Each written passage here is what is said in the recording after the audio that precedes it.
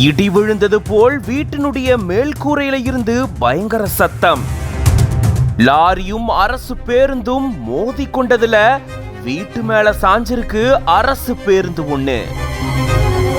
Lorry ஓட்டுநர், பேருந்து ஓட்டுநர், பெண் பயணி உட்பட 3 பேருக்கு காயம் ஏற்பட்டிருக்கு. சேலத்தில இருந்து காஞ்சிபுரம் நோக்கி அரசு பேருந்து ஒண்ணு பயணிகளை ஏத்திட்டு போயிட்டு இருந்திருக்கு.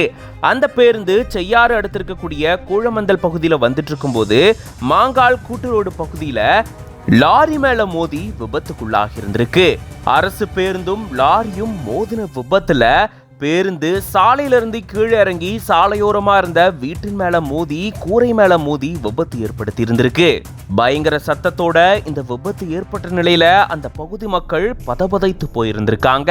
இந்த விபத்துல பேருந்து ஓட்டுநர் சுரேஷ்குமார், லாரி ஓட்டுநர் கேசவன் மற்றும் பெண் பயணி உட்பட 3 பேருக்கு லேசான காயம் ஏற்பட்டிருக்கு. அவங்க சிகிச்சைக்காக மருத்துவமனைக்கு அனுப்பி வைக்கப்பட்டிருக்காங்க. இது தொடர்பா போலீசார் வழக்கு பதிவு செஞ்சு விசாரணையும் மேற்கொண்டுட்டு வராங்க. அரசு பேருந்தும் லாரியும் மோதின விபத்தால அந்த பகுதியில பெரும் பரபரப்பு சூழல் நிலவி இருந்திருக்கு.